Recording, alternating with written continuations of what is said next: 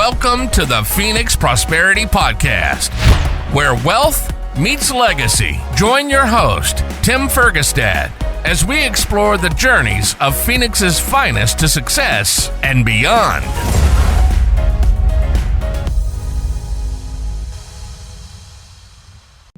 Hello, this is Tim Fergestad. Thank you for joining us. Today's guest is the president of OH Partners, the largest advertising agency in Arizona. He's also the chief operating officer of the Harkey Group, a small holding company of agencies. Welcome to the show, Todd Sommers. Thanks, Tim. Well, great to be with you. Love the spirit of the podcast and excited to share. Excellent. Thank you. So let's start with the fact that you are a native, or you're from Indiana? I'm from Indiana. I moved out here for high school, actually. So I've spent a few stints in DC and Tucson and elsewhere, but Phoenix is home. All my family has moved out here from the Midwest since the 90s. So we are nearly native. My wife is actually a native, but I think we're nearly native. Okay. I like that term, nearly native. Okay. Nice. So how long have you been at the helm of OH Partners? It's been about two and a half years that I've been here. It's been great. I had been with a larger global holding company in advertising industry that worked around the world. And what I love about OH is it's the opportunity to live and work in Phoenix and help some of the biggest brands locally to grow. And also we're like fiercely independent. Instead of being part of a publicly traded company, we're owned by a single owner, and it really changes the way you can invest in talent and clients and grow success. So How so? here it's been a great switch. What are the freedoms allowed from having a single owner?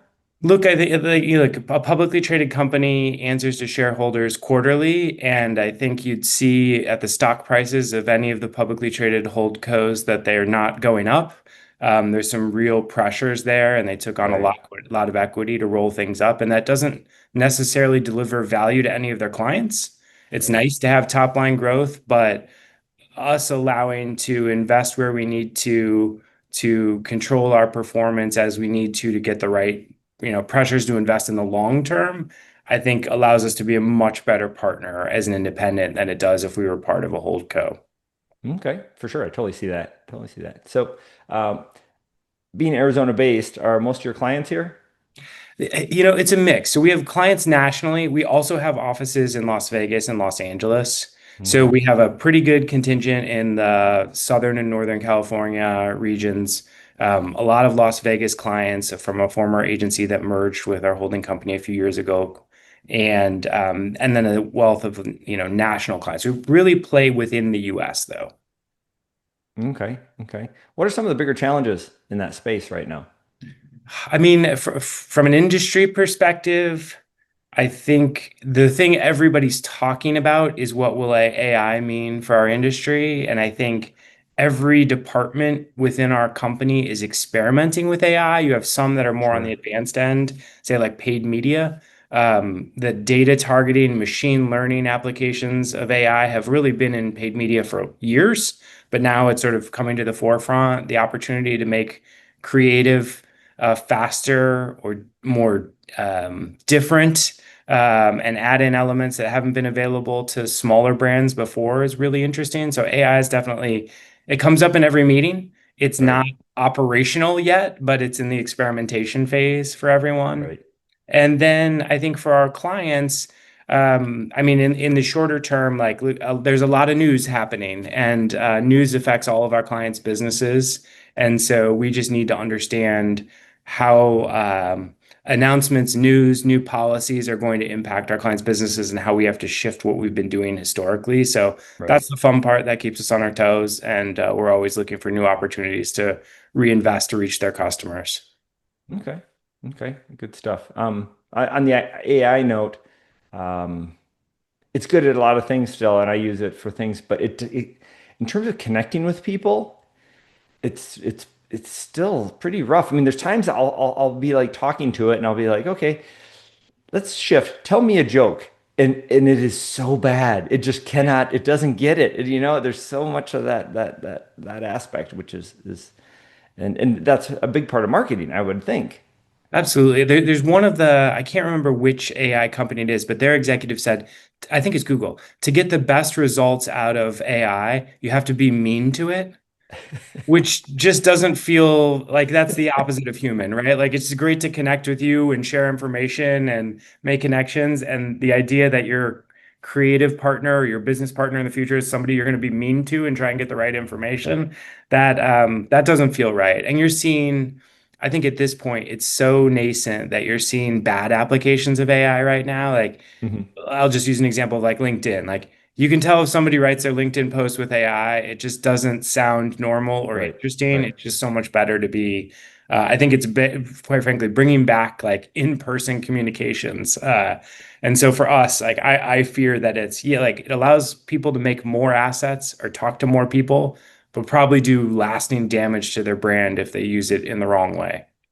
Right. Right. And because of that, right, there's going to be at least a temporary shift back to in person, personal interaction, and there'll be so much.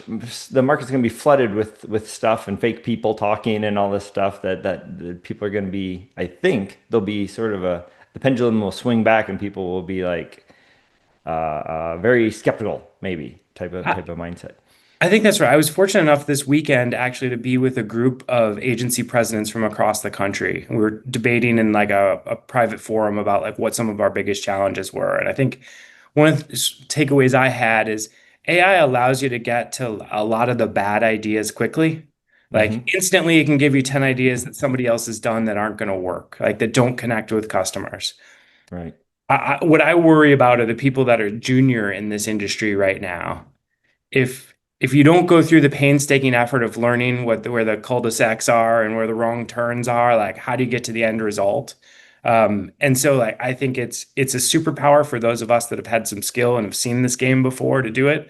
Right. I just hope, the 2 to 10 years out of school that are really starting here are getting the same kind of reps you are, because you get so much smarter in marketing as you've taken more reps.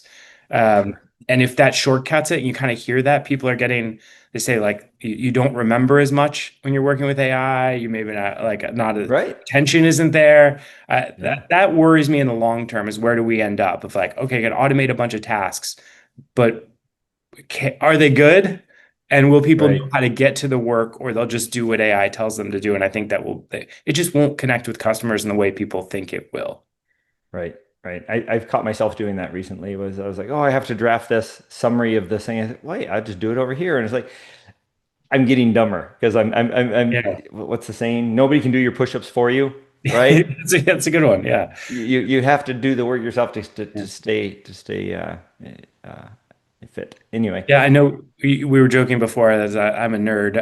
But like I also like I have to write stuff down to remember it. Like I still take handwritten notes and I know they aren't that useful, but that really, really works for me. And if I just sit in a meeting and get the AI summary afterwards, I've noticed anecdotally my retention is a lot lower of that. Oh, It's great. sure. I can always go back to look at the notes. But if I write it down and look at it, for some reason I can retain it a lot longer. And so for me, I'm going to continue to take handwritten notes in my notebook until they come up with a better solution. Yeah, yeah, Todd, that's not you. It's not you. That's everybody, right? The studies have been done showing how important it is because that's what they do in classes and stuff now. They just here's the notes already printed out or as a PDF. We'll email to you so you don't have to take notes. You can pay attention. It's like Yeah, actually they showed that that's like it's reduces retention just in that sense by like 40%, and then if instead you took your own notes, right, it's way better. But then if you can coordinate it later and stuff, just writing by hand, not typing, is like right. another like Oh, 40% yeah. increase. But that was done on like started those studies like 10 years ago on 20 somethings who grew up Okay. writing. So that might be a little different for the younger kids who grew up Yeah, for typing the digital instead of natives, writing. maybe it'll be different. That's interesting. Right, right. Yeah. But it's clearly way better. It clearly reinforces it. The more sensory modalities you can have involved and all that sort of thing. For sure, for sure. Now we were also talking a little bit about marketing misconceptions, maybe of marketing that still seem to linger in the industry. Can you speak to that a little bit? Sure. I like particularly I would say the tech industry, like Phoenix has a good startup community, and it's a community I would love to be more involved in. Not necessarily because the budgets are there, but I just think it's so interesting to work with people that are on the forefront of things. Um, but it's an industry that doesn't really believe in brand building in the short term. They're very focused on shipping product. Well, Um, is that because they're the engineers or something and they It don't? it might be just, yeah, like a right brain, left brain kind of archetype that you don't, but it is fascinating where you see like those are the brands are least likely to invest in advertising and marketing. I think that's a shame. I think they can create a lot more moat around their product, a lot more customer love. But they're just taking a much more analytical approach. Like, I'm going to ship a product, and if people love it, they'll share, and that's it. Right. But you see, employees want more from their brands. They want to know where the companies are investing, what they're doing. You want to have purpose in the work you Hmm. do, no matter your industry. So I'd say that that's one of those areas where I worry that those are some of those are very, very big companies. Some of them are privately held, some are publicly held, but they might be in really risky territory for people that are invested there, as their brands might not be as durable as they think because they haven't Right. invested in that over time. Um, Right. Just because they have the best thing doesn't mean you're safe, right? I mean, yes, yeah, look at McDonald's, right? Do they have the best hamburger? No. no, no. But they've sold the most. They have. Yeah, and like that's a brand that's like facing some serious challenges, right? To be a franchisee from McDonald's, that was like the pinnacle of, side hustles or investments a few years ago. And I don't know that that's the same bet now. Okay. Yeah, the other one maybe that I would point out is I think so. I'll use Mark Zuckerberg as an example. He's publicly stated that Meta is going to basically put ad agencies out of business. He's going to give Hmm. away creative and branding services for free.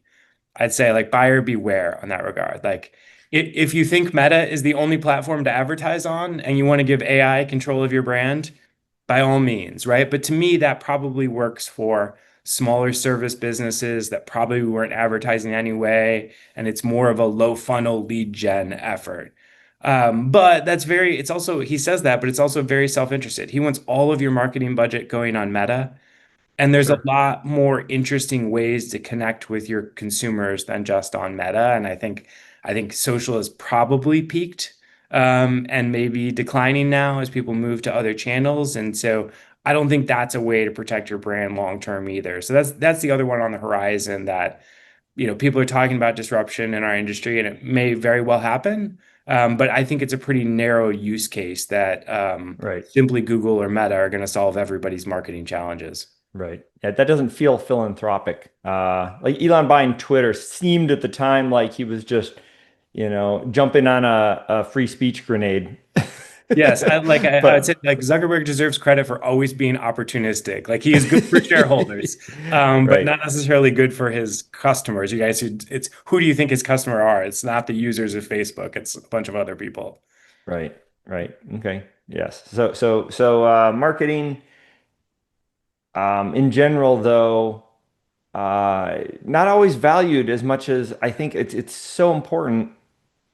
It doesn't matter if you have the best product. Nobody knows about it. You're in trouble. So many people start up these companies and then they get a phone number and maybe a website and they just wait for the orders to peel in. Yeah.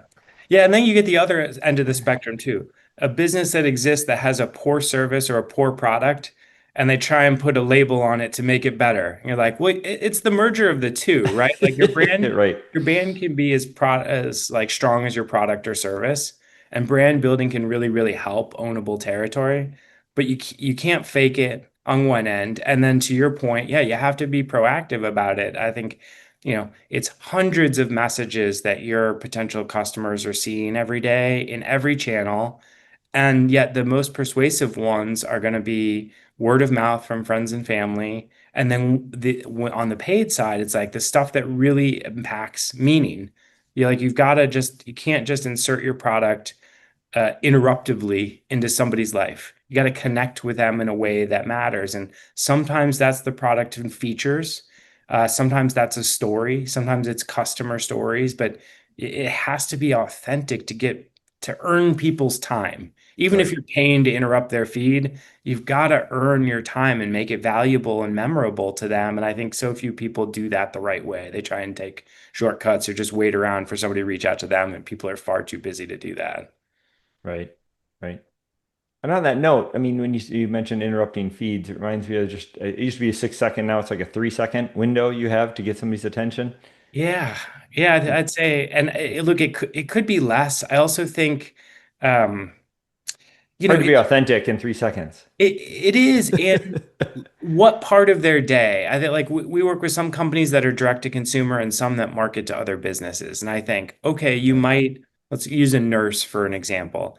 Like a nurse, if she gets some free time, she or he might be on their phone and scrolling social media or checking text messages. Like, Right. yeah, you might get that time. Is that the right time to advertise your product that you're trying to sell to make their life easier? Maybe Right. if it's personal, probably not if it's work, but you have to think about where that moment of connection happens. So it's not just the Sure. brevity of the moment now. Right. Where are they in their daily lives that you can create something that matters to them at the moment? And that's, I think, quite frankly, getting harder and harder to do, even though we can send more and more messages. But aligning the data to the creativity to the call to action that really connects with them, that's the where the future of the industry really needs to be focused on, like delivering real time, good insights that matter to that person at that point in their life. Right. Right. Again, tricky to do in 3 seconds. Yeah, and again, it's sort of like I think There's only so many puppies and yes, I yeah, don't know. it can't all be cats and puppies, but that works for a lot of people. But again, I think it's the look, you might only get 3 seconds, but you might get that 7 or 8 times over a week, right? And so as people begin to pay attention to your brand and creativity, like what's the standard you're setting? Right. How are you approaching them? And you know when it's done well when you see brands like whether it's Coca-Cola, you can identify their ads by their font. Like you know that because they've switched their product Yeah. name out for individual names. You know it for Apple because their work is so consistent over time that you can when you can remove elements and still know the brand, you know Right. they've been doing it well for a long For a time. long time. It's imprinted in our brains. We instantly know what Yeah, it you can is. remove the name of the product and people still understand. But again, that goes back to the brief of their first bottle. It was like so distinctive that it could be identified in the dark. Like that's so simplistic, but has driven their brand for probably Wow. 100 years. You're like, okay, that works over time, and brands have to be that regimented and that smart if they really want to command that mind share. Right. I actually, that's a good point. Coke's a good example. I recently learned that in blind taste tests in the US and nationally, Pepsi wins. Yes. So it's funny. I But so but I'm but when you show them the font or whatever else, boom, that's the one they're more comfortable with, and that's one they choose. It's so Yeah, funny. I'm from a small town in Indiana, a suburb of Chicago, and there was a Pepsi bottling plant. So Pepsi was our town beverage. Like you didn't order Okay. Coke. Many of your friends and family worked at the bottling The black plant. sheep. But yeah, then the cola wars happen, and yeah, Coca-Cola becomes the cool brand, and Pepsi has been investing again. I just think maybe that business is just so diverse now with their food products that they Oh aren't yeah. really willing to challenge. But um, it could be a cooler brand, and they're doing a lot of good things. I think they're winning in some categories, but yes, you're right. I think people are willing to vote against their best interests and order Coke instead of Pepsi, unfortunately. That's funny. Although I'll say this, when I make um if I ever get like a Captain Coke or something, right? Yeah. And they bring it with Pepsi, I'm always like, what the heck is this?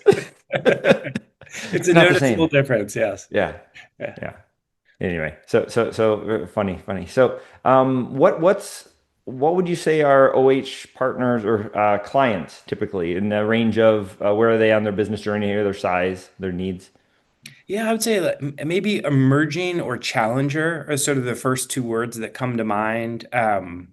We tend to work with clients for a long time. So Gila River Resorts and Casinos, the Arizona Lottery have been our partners for almost a decade. There's many other brands in that, but I highlight those because if you're in Phoenix, you can't miss the advertising from out-of-home billboards to TV commercials. You're just seeing that work. Um, And I think those brands that have really wanted to partner, like they treat us as a business partner that helps make them Right. stronger and better over time. We get smarter and they get smarter. And then there's shared learnings. No matter what, I say with the Arizona Lottery, it's a great brand that when people participate in the lottery, they are giving back to their state and they're investing in all kinds of other programs. And to market that program effectively, we have to reach every corner of the state. Like that program matters across Arizona, and so that's a great one for us that um, we learn so much about the state that when we meet other clients that have customers throughout the state, we know many things that we wouldn't know otherwise, right? And so the duration of digging in on these client customers over 5, 10 years truly pays dividends, not only for those clients, but also for other clients that we work with. And again, that's Right. what's fun about the ad agency. Every day is different, and you learn something every day that you didn't know when you started. Okay. Yeah. Heck yeah. That's important for every sort of person in every career, I think, just to have that growth, the intellectual stimulation. Um, Before we pivot the conversation, I wanted to ask a little bit about. I mean, well, first of all, just justification for expenses for marketing. So many people think of it as it's a requirement that to get the brand out there so they can do their revenue. They don't think of it as the relationships you're talking about, long term, where you're really helping each other and it pays for itself multiple times over if you do it right. Yeah, I'd say like the analogy I would use is probably like a hamster wheel. And you'll see it like you're driving around the valley, you're going to see a bunch of out-of-home billboards for attorneys, right? Okay. They have to stay top of mind to Hmm. make the phone ring in that business because you never know when you're going to need it. But that's a very expensive proposition, and you can never stop once you're on the hamster wheel. Like if that's it, Okay. that's your transaction. It's just like call me, call me, call me. You just Yeah. constantly have to do that. You can never stop, and that's why you see them being some of the biggest advertisers in the valley. And yes, that builds a brand over time, but it is purely transactional. I think, Right. the other brands that are really looking for, um, you know, they want to be mature, they want to grow into new markets, they have something to offer beyond immediate services. That's where you can really do some unique things with marketing. And I think that's where it builds a brand that just becomes more durable and sellable. And so as you think about whether it's a small or medium or even a large size business, um, you see, I'll use this example. You see large brands do it. That's what should signal to everybody that it works, right? Sure. Is It's that more less public about, relations than actual like campaign driven? yeah, well, I think public relations is certainly having a resurgence. I think what AI has shown us now that you can sort of click in and see the results of what AI's answer is that third party credibility is really important again. And those are customer reviews. And that's a lot of earned media coverage. So it's good for the news organizations, good for others, but PR is going to become really important, particularly as AI advances and there's one right answer, right? If AI is going to give you one answer, at this point, each of the six major AI search engines is going to give you a different answer. So brands Right. have to build, and we know that again, authentic customer reviews and earned media coverage score really, really highly right now in the AI algorithm. So that will Okay. be important to brands. So that's certainly one way you can reach them, and probably a really smart investment over time, knowing that more search is going to leave Google.com and head to the AI platforms. Okay. Right. Right. Good point. Good point. Okay. So Todd, what are your thoughts on creating income outside of your work? Right. So you're running the largest ad agency in Arizona, but you're not going to do that forever, right? Yeah. And uh, how are you planning for retirement? Are you transitioning through other businesses you like to do, or do you just have everything in like your what like a 401k plan, or how do you?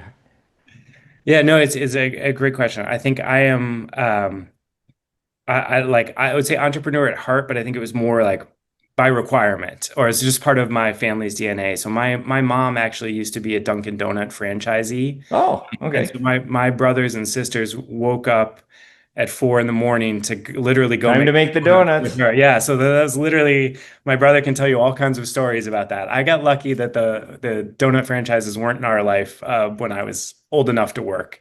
But I think that's just been part of the DNA. And so, as soon as I could get a paper route, I had one. I had my own, started trading stocks at 11. Like I've always been interested in the what's now called the side hustle. And Okay. so about a decade ago, I started investing, more non-traditionally. I've been doing angel investing. I really Okay. enjoy that. That's again like advertising, just interesting companies on emerging technologies. Like that's been really enjoyable. Probably the more lucrative version is I started investing in laundromats as well.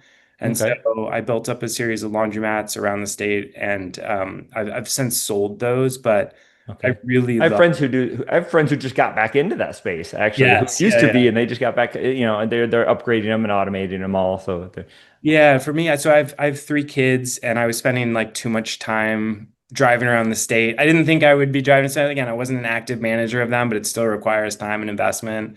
And Right. so I sold those and been searching for an opportunity in Phoenix that's a little bit better. So zeroing in on Okay. that these days. I still, I've got a great financial manager that's been really helpful in planning for long-term success. I'm in the one of those.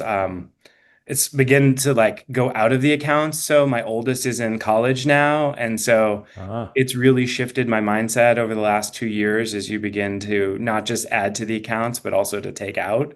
And so that's like Right. refocused my attention on getting to the numbers where I, want them to be. So I'm very interested in my point about the laundromats is just it's not the sexiest business, but whether it's real estate, whether it's commercial or residential, all things I've looked at. Like it doesn't have to be a sexy business for me, but I want it to matter.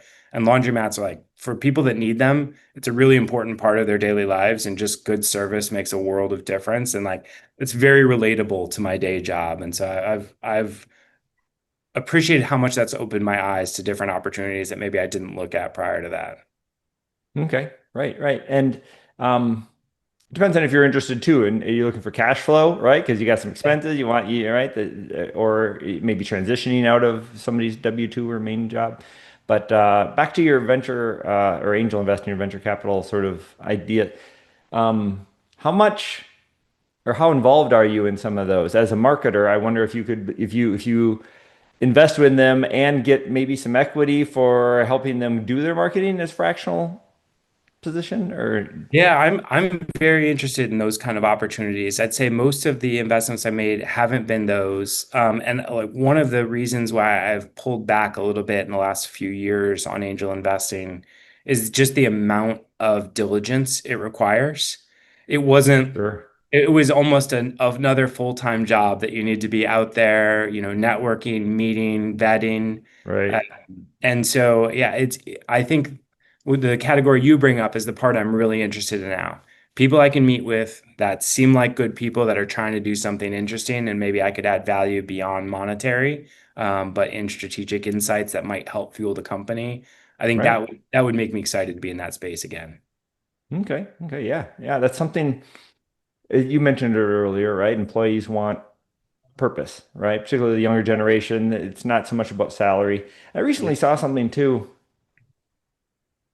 I don't remember who it was, but it was talking about how it happened in the 80s, right? In the 70s, people cared more about what you did, right? How cool is your job?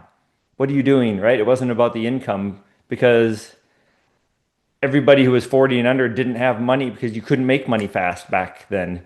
It was during the 80s when you started to get, some higher, faster incomes, and then that became a thing, and you started and socially more aware, and you're starting to see all these young, super successful people, and that's when people started to concern themselves more with money than what their purpose of their job was. And it seems like the pendulum is swinging back, which is nice.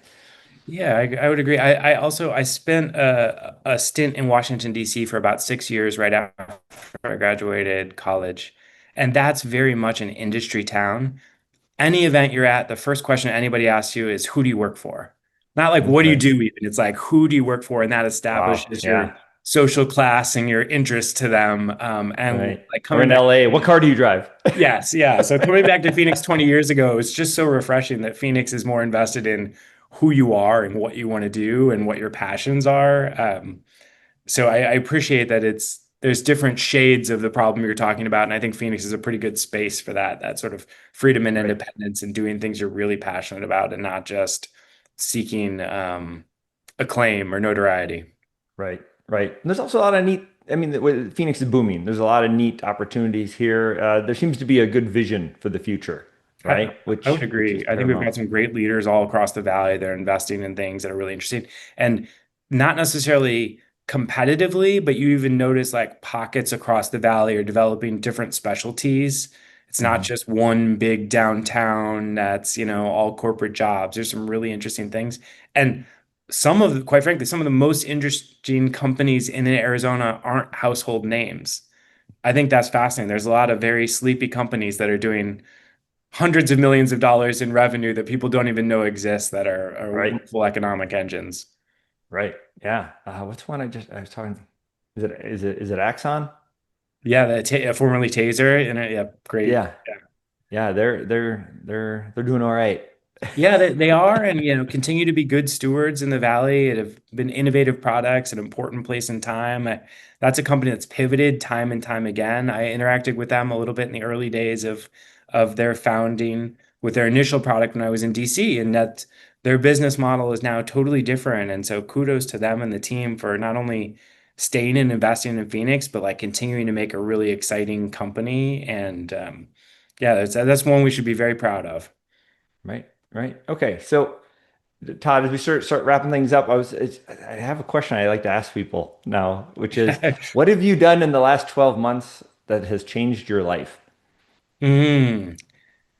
Okay, yeah, this is like it probably gets personal. I don't know if that's how the reaction you normally get from people, but my son left for university about Okay. 18 months ago. So he went to the University of Utah, and I'm Go Utes.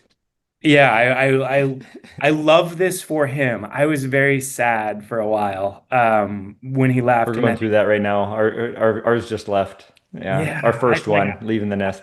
I'm in a good place with it now, but if we had, talked a year ago, I wasn't in a good place. I was kind of sad about that, but it's been great to see him successful and living his best life. Like, he has no bigger cheerleader than I do now, but I think in that time, I've like, I don't know, you give up so much as a parent, and you're Mhm. working and you're being a parent, and like I realize I sacrifice a lot of maybe like wasn't spending as much time with my friends or taking care of my Mhm. body as well as I should have. So I've Your really, golf game did not get better. I mean, it's the once a year scramble where they use one of my drives and that's all I'm good for.